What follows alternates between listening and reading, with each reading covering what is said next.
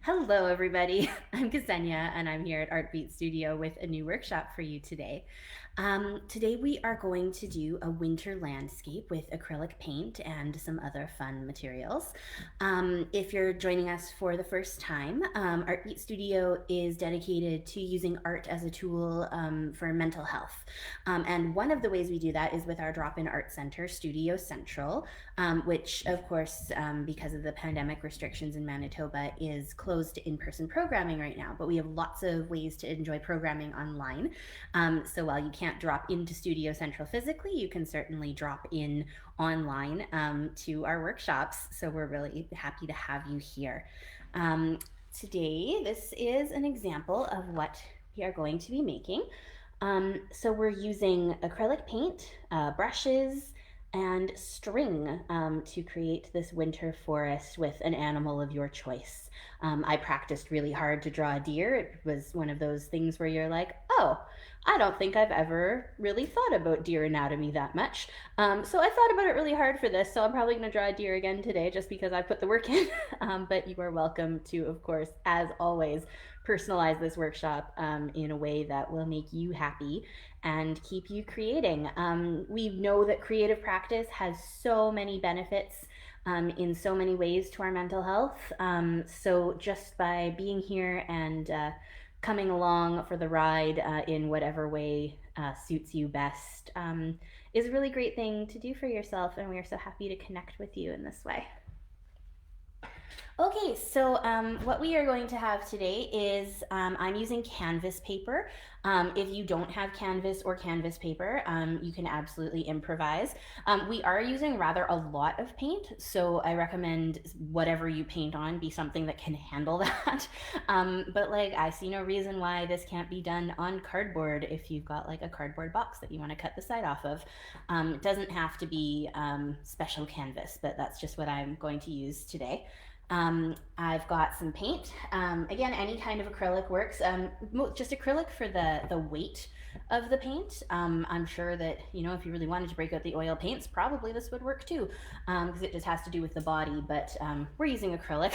I am using actually acrylic paint that I just finished painting a little cabinet with, so that's why I've got this particular kind, because it is in the colors that I want.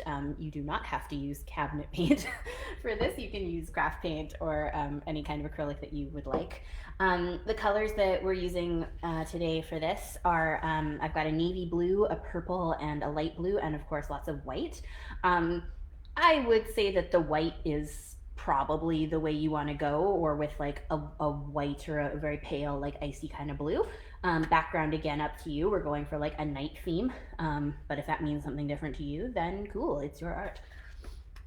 Also got like a whack of brushes. You do not need 9 brushes. I've just sort of got them so as the mood strikes me, I can grab the size I want, and then I don't have to clean them at the moment. One of them should be smaller for like your finer work. Probably the more important part of this is some string. So I use yarn as well as embroidery floss for 2 slightly different widths of string. You'll need scissors to cut the string, of course, which I'm realizing I put underneath something. So we might have a fun little, there we go. I was like, I might have to like leave you watching a blank screen while I go find my scissors. And then like, you know, some water. And I've also got a little bit of cotton here. This is just out of like a bottle of Tylenol, the stuff they put on top. But if you've got a cotton ball, you know, not gonna make or break your drawing if you don't have that, but it can be a fun little way to add some swirling snow. So I'm gonna tip this computer down so you can see, and we're gonna start. I can't quite put the computer right so that it's looking at the front, but hopefully this gives you a bit of a good angle. I've slanted this, so I'm actually painting on a slant, so we're gonna see how this goes, but if it works well, then we shall do it again and keep going with that process. Okay, so I'm going to do a little bit of like an ombre background. I'm taking my my purple and my navy blue, my rich navy and my majesty violet, in case you were wondering. If you have the type of paints that are in little bottles, you can actually put dots right onto the page. Instead of putting little dots, because of course I do not have these in bottles, I have them in tubs, one of which does not want to open, so you'll have to give me a moment. I'll be scooping them on with brushes. There we go.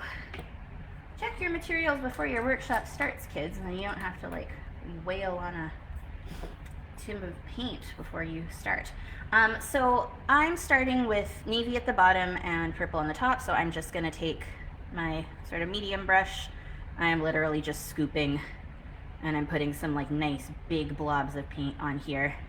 And this is why I recommend that you like not use printer paper for this, because it will just give up. You can also see that I've taped my canvas paper down. The important thing for this is that you've stretched it as tight and as flat as you can. If you've got a bump or a wrinkle in it, that will, you know, not ruin anything, of course, but it'll make it a little bit harder for you to do the string aspect of it in a like smooth, clean way later. So, just so you know. So you'll want to, yeah, get your paper out, stretch it out so that it's nice and taut, and tape it down. And then you will want to either put blobs from the bottle or by scooping it out of your paint. Okay, so I've got purple brush and blue brush, and I'm going to start with purple on top. And I'm going to go back and forth in a cross-hatching kind of way.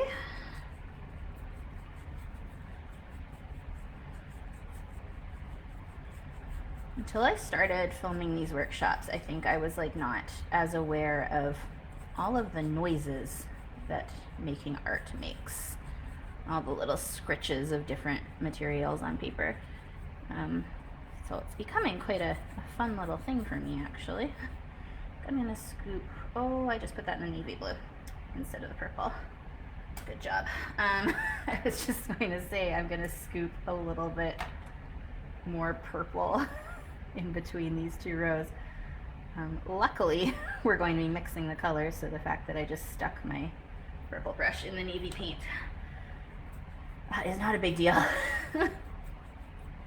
At least I did not put my brush in the cup of water that I was drinking or something. I definitely know a lot of people who have, you know, had a mug of tea and also a mug of water for cleaning their brushes, and the brush goes into the tea, and it's all very sad.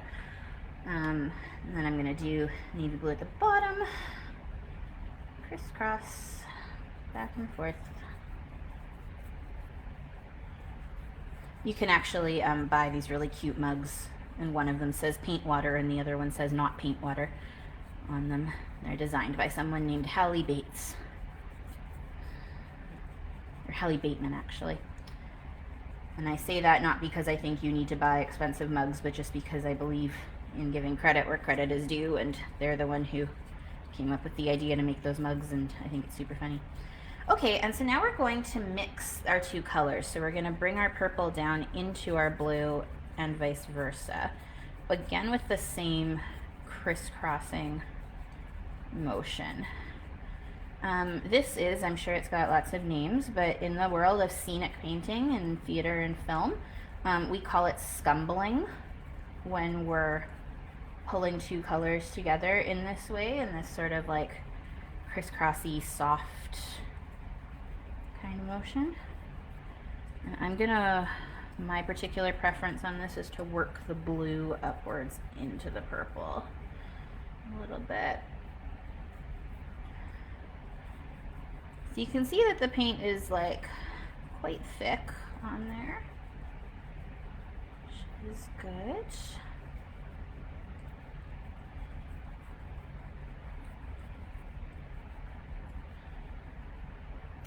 And one of the reasons we'll get into why we need it to be thick in a second. And I'm actually going to take some lighter blue here, and I want to work that into the bottom to give myself a little bit of like turquoise at the bottom here before it gets into the bluey purple. So this is the kind of start that you can make if your paint is all in bottles like that. That's how you can put it right onto your canvas at the beginning too.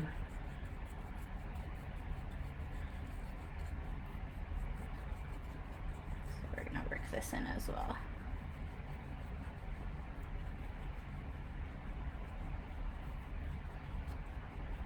And again, you know, the colors are of course really up to you, but we're looking for a night sky sort of situation here. Okay, so I'm gonna leave it at that.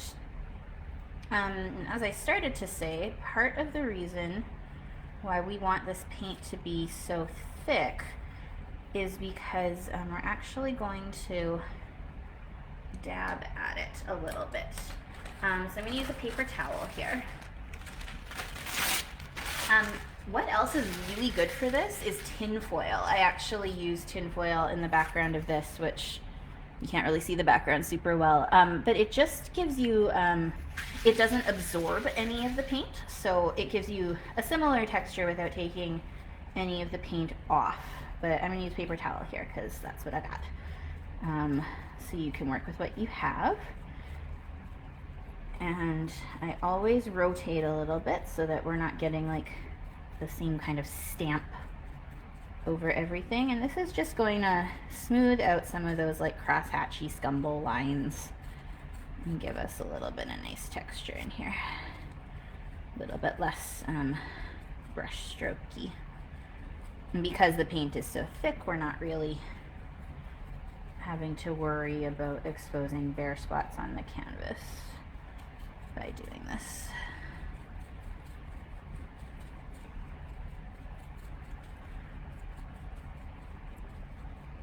Someday I'm going to figure out the schedule of the air circulation equipment in here, because it seems like it always turns on right at the beginning of my workshops. And it could be that, you know, it likes to turn on at 1:15, or it could be that it just knows. So apologies if that hissing in the background is distracting. It's all just sort of ambiance. Okay, so we've done a little bit of sponging, and you can see that it's just sort of softened the background a little bit. I find it quite pleasing. So I'm gonna put the lids back on my paint here, but not too tightly, just in case I need to get at it again. I've got like a little bit of light blue here in blobs that I kind of want to deal with, so I'm just gonna work that in with my brush. Okay, now we're gonna get into the string. So a little bit too little too late, but I am gonna put on a glove to avoid completely dousing my hands in white paint. Bear with me while I put some gloves on. I mean, acrylic paint is washable, so you certainly are not in danger if you don't wear gloves with acrylic. We're going to take some white paint. I'm going to put it in this little yogurt lid. You can use, you know, a dish or whatever, but you are going to want to be able to dip some string in that. So I'm just going to like spread that around a little bit.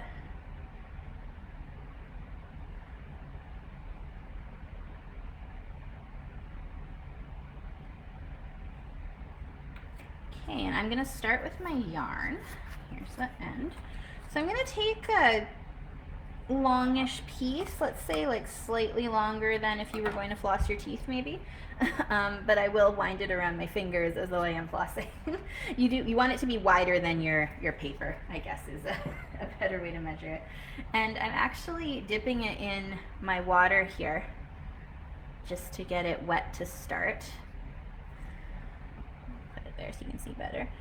And then we're going to wring the water out.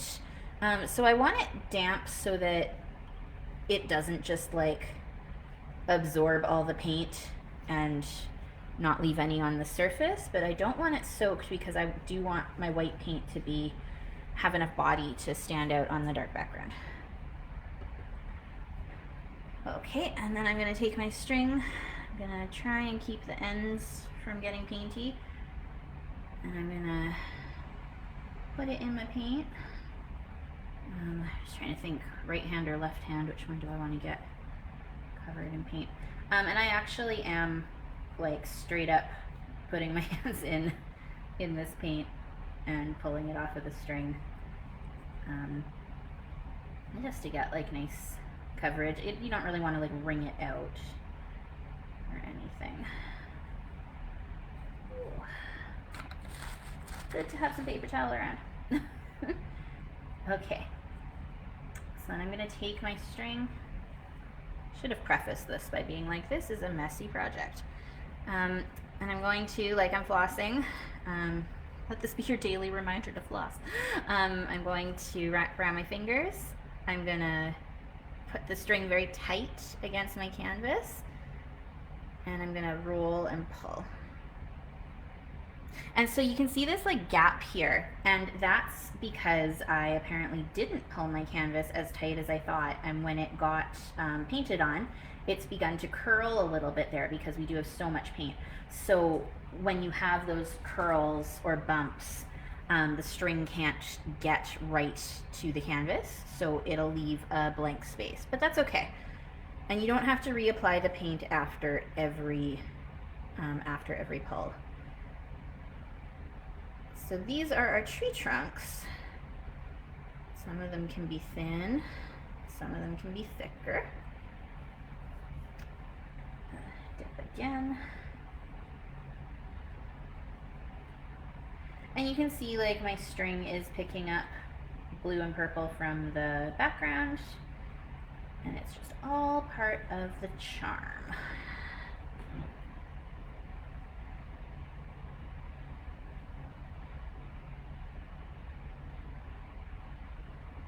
Bigger space over here. Okay, fun. And I'm now going to want to do some branches. I'm just gonna come in here and see if I can deal with this large hole on the tree before I do the branches actually. So I'm gonna put it down and really very lightly touch there. There we go. It's a little bit messy because I've now made the middle of the tree there slightly wider than the rest of it. So, you know what, if I'm feeling like being a perfectionist today, let's recoat that in white one more time, and we'll just do the tree on top there. And now it's just a little bit more of a cohesive thing. Okay, I think I am going to maybe get one more piece of yarn here to start my branches. This one can be a little smaller. Paint all over my scissors now. Dipping that in water, rolling it in white paint. I'm gonna need some more white paint after this. And then you take your little piece for the branches and put it diagonally out from the trees. You can do a little roll. And if you leave one, like so I'm sort of planting my right finger here and pulling with my left, and that gives me like a sort of triangle cone type shape, so they don't all have to be rectangles. A little more white paint here.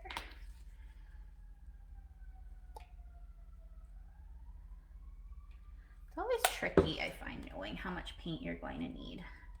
It's the worst when you like put just a little too little, and then you like refill your palette with too much, and then you're left with all this paint at the end.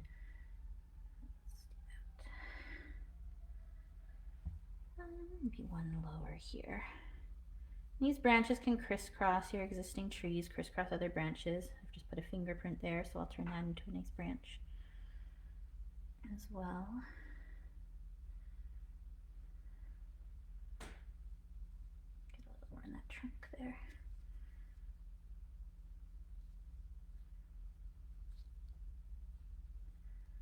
Yeah, so this is, you know, to your own personal taste, going through and adding some branches and seeing whether there's any blank spots that you want to fill in.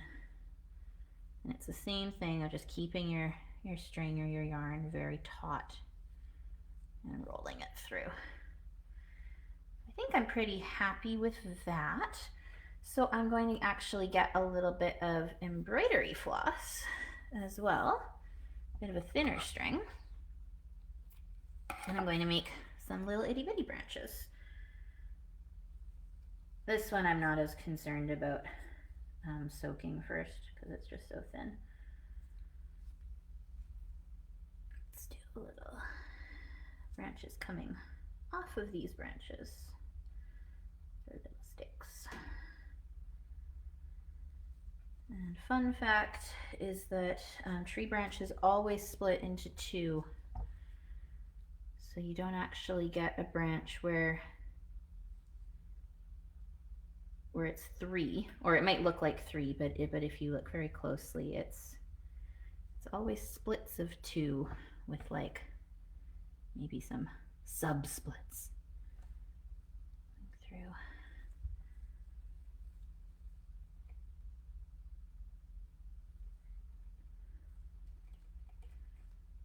Just wherever you feel like you need a branch. This one, you can roll it as well. I'm mostly keeping it very tight and just like stamping with it. But you can do a little bit of a roll too.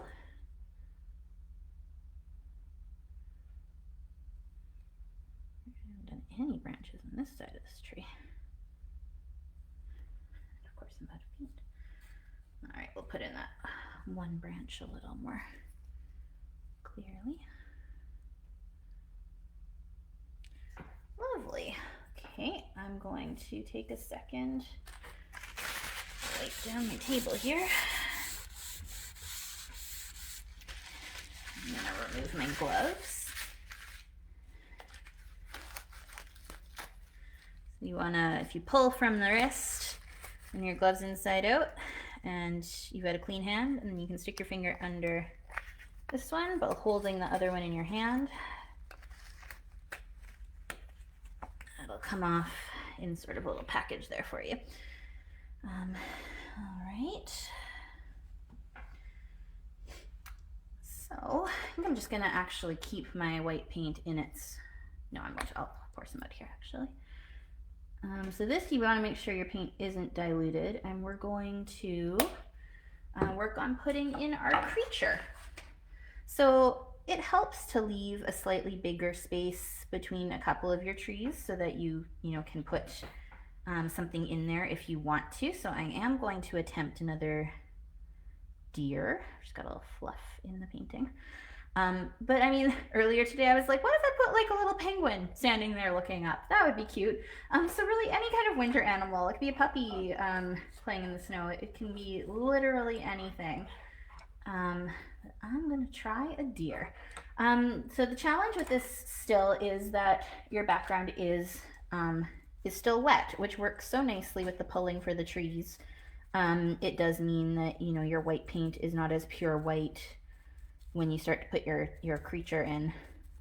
So I'm gonna just dab it a little bit. It's not like super wet, but we'll see. So I'm gonna think about the shape here. And your animal can be in front of trees or behind trees. So you could put them covering all the trees. I think I'm gonna put my head of my animal here with the antlers, and then the antlers can help block this funny little jut out that I have in my branch. And then I'll put it in front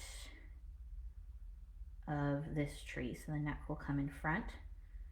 And then if its body isn't finished, then like the end of its body will be behind that tree. Yeah, okay. So I'm gonna get like a fairly thick amount of paint. This brush might be slightly too big for what I want. And I'm just gonna block in the head of my deer creature. I'm not being very precious about the shape because you can see already that it's like mixing with the navy blue. So I know I'm gonna have to go over it regardless. So that actually gives me a little bit of freedom to not be super concerned. So we have a long neck. We have a body.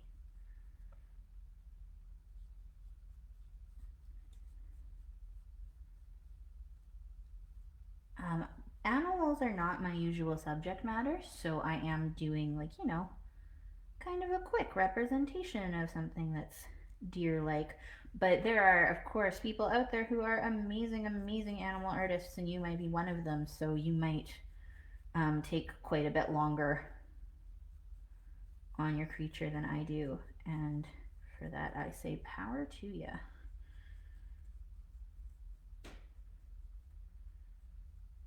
Okay,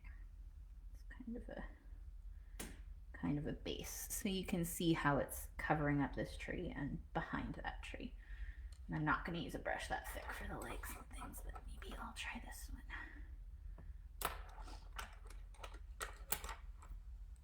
And you might have noticed these are not like fancy brushes either. These are, I'm pretty sure they're all dollar store brushes actually, and they are working just fine for what I need them to do. So you don't always need fancy stuff to make a cool project. Let's bring a leg down here.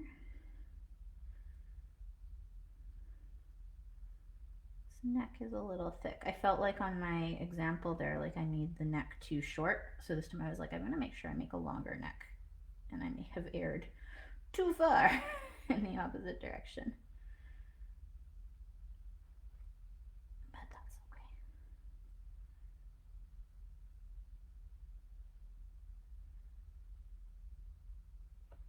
Got a long body as well. This is just like a very long deer. I've got it disappearing behind that other tree as well. It's gonna have a little tail, a little leg coming down over here. This is all sketching, and you know, if you really wanted to, you could wait for that background to dry and you could sketch in your creature with a pencil or like a white pencil crayon or chalk or charcoal. If that was important to you, to have like a layout first. I think probably another leg right here. Something a little funny about this, but I can also fix it after we're offline.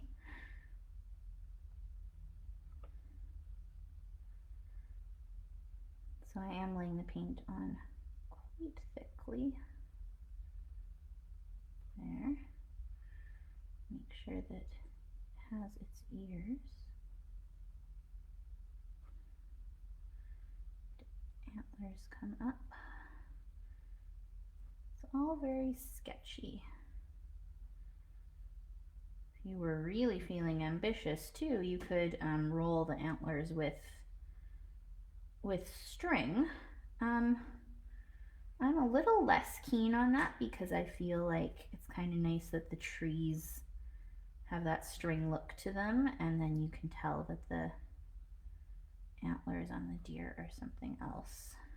They're different.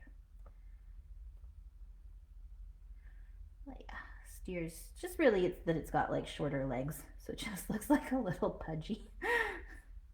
But that's good. It's all cozy for the winter, and it's had enough snacks to keep it going, I guess. Okay, I'm sort of just gonna put like one more coat in here, and I'm just trying to soften it a little bit. Like, I'm okay with it being a little bit blue like this. I'd sort of rather that than it be super brush strokey for my personal preference.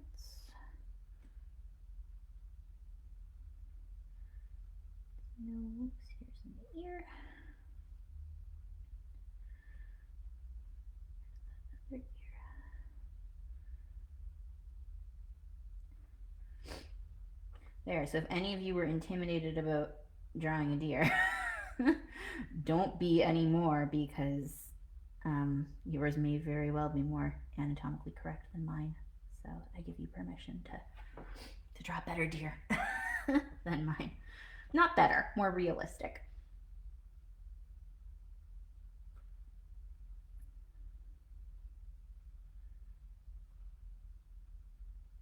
Okay, this one's quite majestic with those large antlers.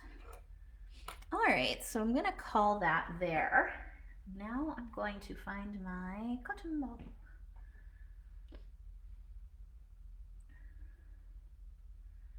And I would like to have some snow. So I'm gonna like pull my cotton ball apart a little bit. I'm gonna ever so lightly dip it in the paint, dab a little bit of it off. And I'm gonna start kind of going over everything to put in some snow. Another fun way to get like a spattery, snowy technique is if you have an old toothbrush. You're gonna want your paint not too thick because then it won't spatter, but not too thin either because then it's just wet. But sort of it's kind of like milkshake thickness of your paint and water. And then you can pull back the toothbrush bristles. And of course it doesn't just snow between trees, right? It snows in front of trees. So I don't want to lose the clarity of my branches.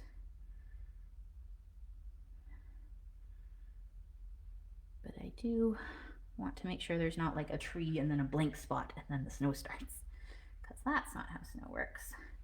And then you can use the side of your cotton ball that doesn't have any paint on it to sponge over as well, and maybe just soften some of the paint you've put down.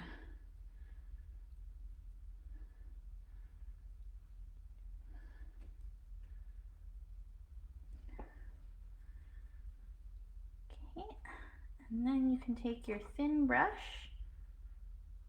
and you can put some very deliberate snowflakes. Probably don't want too many.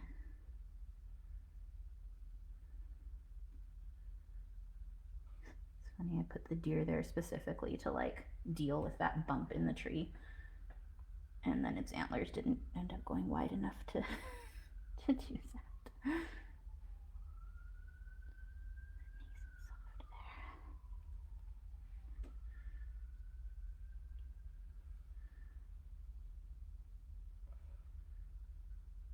Put in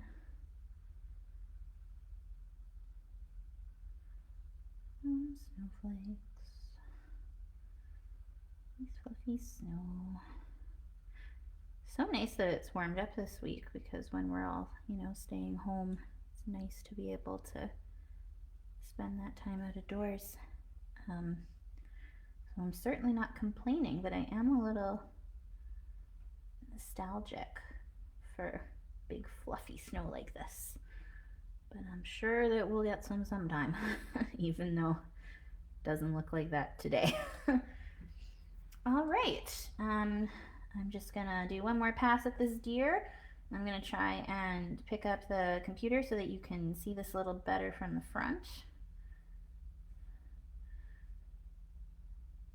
And the nice thing about paint, right, is that once it's dry, you can always paint over. So if I decided like I wanted to come in and fix up that antler a little bit, I would wait for the white paint to dry, and then I would grab my navy blue and maybe come in with a fine brush and zhuzh that. For example, if that was something you wanted to do. All right, let's see whether we can give you a view there. So we used paintbrushes, but also yarn, embroidery floss, and a cotton ball to make ourselves a winter landscape.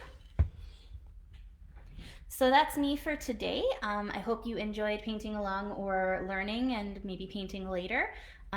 We would love to see anything that you come up with after this or any other kind of workshop, of course. So you can always reach us through social media and share some photos of what you do. We would love that. Until next time, stay safe, stay comfy, and we're really excited to connect with you in any way we can. All right, take care, everyone.